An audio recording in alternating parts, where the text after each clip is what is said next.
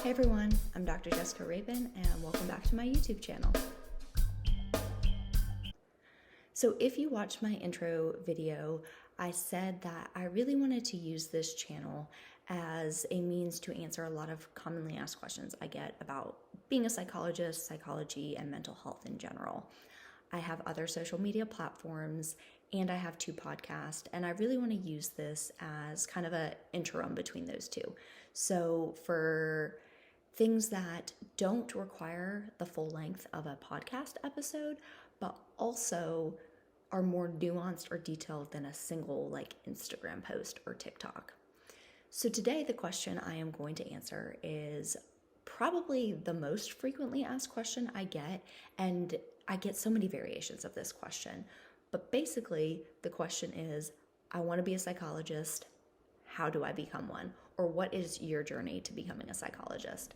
So first I'm going to talk about my journey, and then afterwards just kind of talk about some additional details that I think are important to include. So my journey to becoming a psychologist didn't actually start until the end of my sophomore year of undergrad. So I went into undergrad being a chemistry major. My goal was to go to pharmacy school. I had that plan since I was 12 years old. And then my freshman year of college, my cousin died by suicide.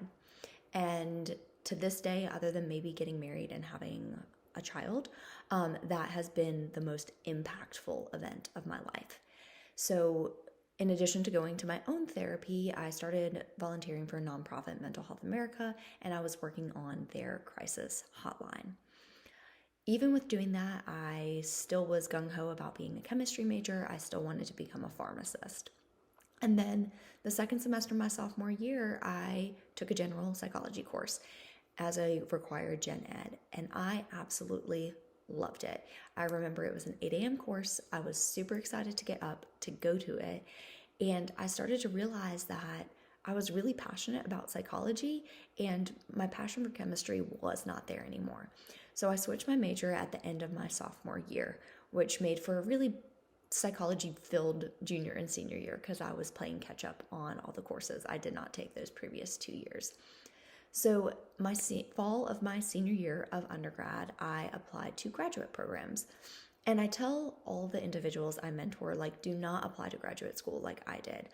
Basically, I was in a informational meeting about next steps after graduation, and people were talking about graduate school, and I realized I didn't have any plans for what I was going to do with my psychology degree, and so I decided to apply to grad school. I only applied to terminal master's programs, and what a terminal master's program is, it's a 2-year master's program with no option of getting a doctorate program or doctorate degree.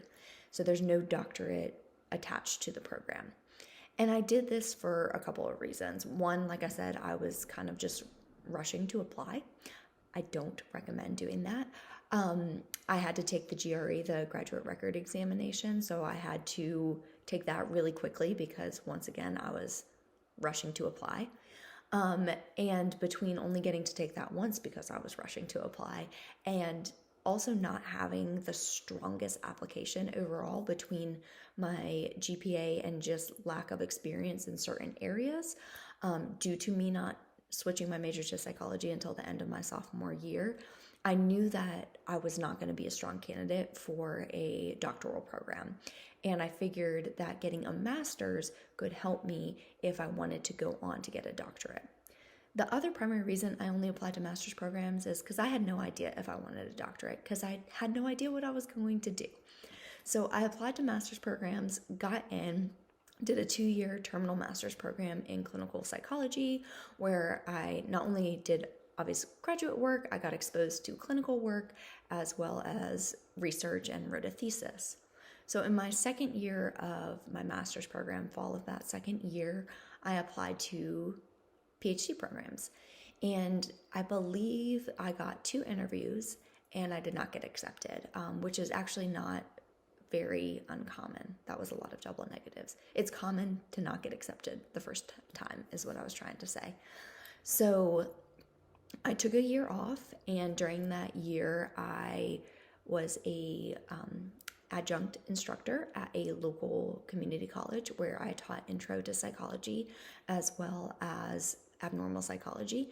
And then I worked for an assessment company where we conducted psychological assessments at wilderness therapy camps, as well as we had an office home base, and I worked as a psychometrist. So I did the testing under the supervision of a licensed psychologist. So then the next fall, so a year after I had applied, I applied to PhD programs again. This time I got 4 interviews, I got 2 acceptances, and was placed on the wait list at the other 2 that I interviewed at. So much more successful the second time, but also I was a lot stronger of a candidate between my master's degree as well as the experience I had got working for a year. So I went to my doctoral program, and typically for clinical psychology PhD programs, which is what is my degree is in, they take anywhere from 5 to 7 years. Clinical PsyD programs are anywhere from 4 to 6 years on average. I was able to complete my PhD in 4 years, and that is because my program was very gracious and accepted a lot of my credits from my master's program. I had to do a lot of work for that and basically show that the education and training I got was similar to what they would offer there, but I was able to do it in 4 years. So for 3 years, I was on campus, and during that time, I was doing both coursework as well as clinical work, both on campus and off campus. And then the last year of a doctoral program in clinical psychology, as well as counseling psychology and some other fields, is a year-long clinical internship. So for that, you apply to internship sites, you interview, and then you rank them in a match process. Very similar to how medical students apply to residency. So if you ever have questions about that, I'm happy to make a video about what the match process looks like. Basically, you interview, you rank them, they rank you, and then you match. So I ended up matching in a different state, so we moved, did a year-long clinical internship, and then my husband and I moved back to his home state where we met, where we both went to college, and I completed a year-long postdoctoral fellowship.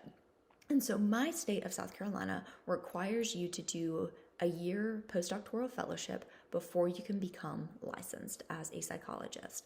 Not all states require that. Most do.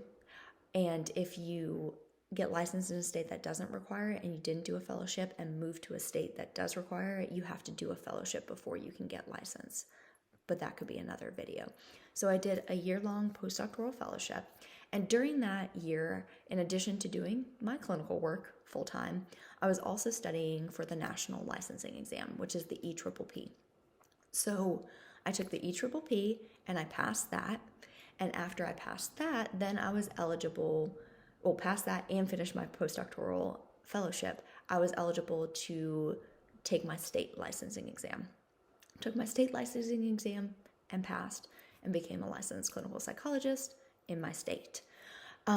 So in total, I did 4 years of undergrad, 2 years master's, 4 years PhD, and 1 year to postdoctoral fellowship, which ended up actually being closer to 14 months with licensure and stuff, and I just extended it. So in total, 11 years of formal training to become a psychologist. So that was my journey. I will say people have all different journeys. And I should have said this at the beginning of the video, but my journey really only applies to the United States and what is expected of you in the United States. I can't speak to other countries, which brings me to something that I have to tell people a lot, which people don't often realize, which wouldn't be common knowledge unless you are in the field. But in the United States, you have to hold a doctorate degree to be a psychologist. You cannot be a psychologist with a master's degree. So you have to have a PhD or a PsyD. And I will make a separate video on the differences and similarities between the two. Another thing that people don't always know is that to call yourself a psychologist, because it is a protected term, you have to hold an active license. So if you go on any licensing boards, I've never seen a state say you don't have to be licensed, but if you find a state, comment below. It will say, like, to be a psychologist, you have to hold an active license. Another thing I wanted to highlight is, as I said earlier, I did a terminal master's and then applied to doctoral programs. You can't go straight from undergrad to a doctoral program. If you do that, you get a master's along the way. However, doctoral programs are extremely competitive in the field of psychology. So for clinical psychology PhDs, the acceptance rate is about 12.1%, and in counseling psychology, it's about 11.4%. And those are for PhDs only. I don't know the numbers for PsyDs. The percentage of acceptance rate is a little higher than PhD, but for comparison, across medical schools, it's about 40%. So it's not uncommon to get rejected the first time, or it's not uncommon for people, if they do go straight from undergrad, degree-wise, to take a couple years off and gain more experience, whether research-wise or working in some type of clinical field. But in my cohort, there were 6 of us. 2 of the 6 came straight out of undergrad. So it is definitely possible if you are watching this and you are currently an undergraduate student and you want to get a doctoral degree. So looking at the time, I know I said in my intro video, I want to make these relatively short and quick. My goal is under 15 minutes. We're already at the 11-minute mark, so I want to wrap up here. I know there's so much more that I can say. So if you want to learn more about becoming a psychologist in the United States, specifically a clinical psychologist, because that is my experience, feel free to check out episode 42 of my podcast, Psych Talk. I did a whole podcast episode on becoming a psychologist, and in the show notes, I also link to a blog post I wrote years ago about becoming a psychologist. So that goes into much more detail, but I'm hoping this video was a good introduction and is helpful. And if you have any questions, drop them below. If you have any requests for future video ideas, let me know. And thank you all so much for being here with me. Bye.